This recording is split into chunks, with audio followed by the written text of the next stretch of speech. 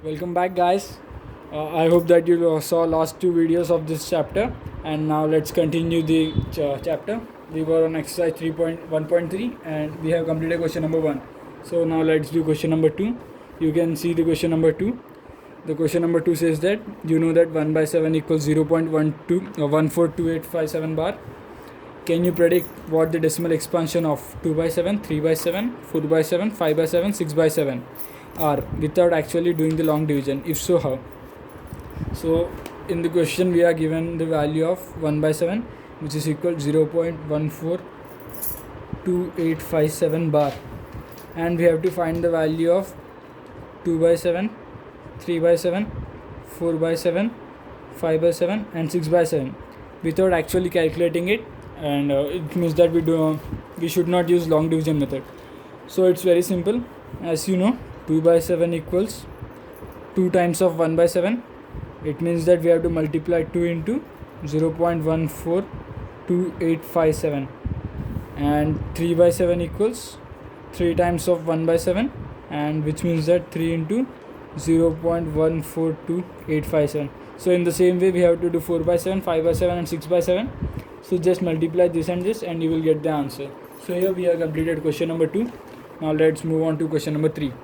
So the question number 3 says that express the following in the form of p by q, where p and q are integers and q is not equal to 0. So as you can see, the first one is 0.6 bar, question number 3 and 1. So let's assume that x equals 0.6, and as you know, 0.6666, as there is a bar, so there are infinitely many numbers after the point. As you know, under the bar there is only one number, so we will multiply with 10. As you already know that how many numbers are there under the bar, we have to keep that many zeros after 1. So we will multiply both sides by 10, so it will be 10x into equals 6.666 and so on.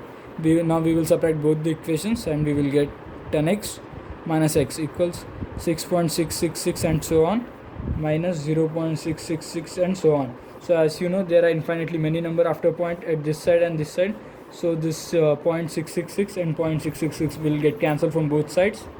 So the equation will be 10x minus x will be 9x equals 6.666 minus 0.666 will be 6, and x will be equal 6 by 9, and it can be further simplified as 3 2 is a 6, 3 3 is a 9, and it will be 2 by 3.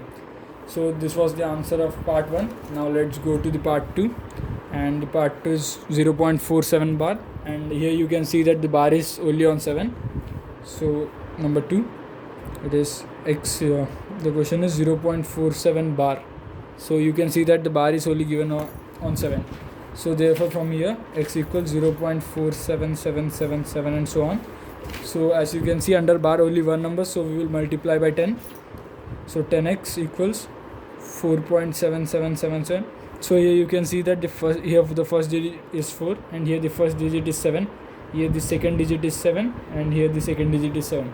So all the 7s from here and here will get cancelled, and we will only need to subtract 4.7 minus 0.4. So now let's subtract both the equations. 10x minus x equals 4.777 minus 0.4777 and so on.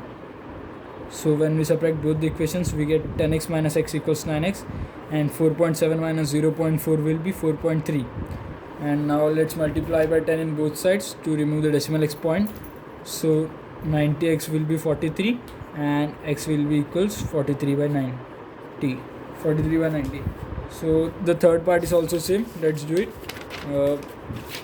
And in the third part it is given that 0.001 bar. So as you can see, under the bar there are 3 numbers, so we will multiply the equation by 1000, and now let x equal 0.001 001 001 001, and now 1000 x equals 1.001 001 001. As you can see that this, after the decimal expansion, both sides have the same number, so the numbers after decimal expansion will be cutted off, and when we subtract both the equations, we will get 999x equals 1, and x will be equals 1 by 999. Now let's move on to the fourth question, and here comes the fourth question. So we have to express 0.999 in the form of p by q. So now let's see. So question number 4 is 0.9 bar. So here x equals 0.999 and so on, and as only there is one number under the bar, so we will multiply the equation by 10. 10x equals 9.999, and when we subtract both the equations we will get 9x equal to 9, and from here x will be equal to n. So this is not quite surprising, as we have to only add 0.00000 infinitely many times 0 and 1. So this is very small number, so it is near 0.9 bar is nearly equal to 0.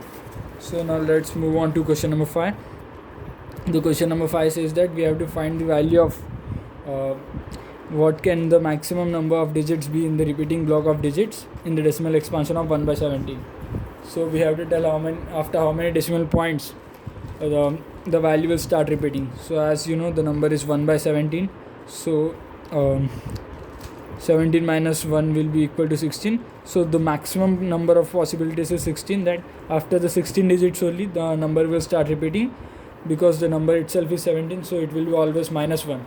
So and the value of 1 by 17 is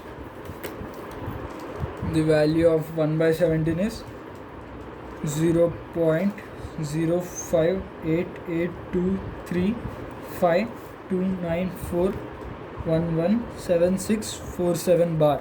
So you can count the decimal numbers after the point: 1 2 3 4 5 6 7 8 9 10 11 12 13 14 15 16. So there are 60 numbers after the decimal expansion, and we also got the same thing. So this is how we find the number of decimal numbers after the point. And okay, now let's move on to question number 5 and the question number 6. The question number 6 says that we have to find a rational number which is in p by q form, and it doesn't have any common factor other than 1 and the number itself.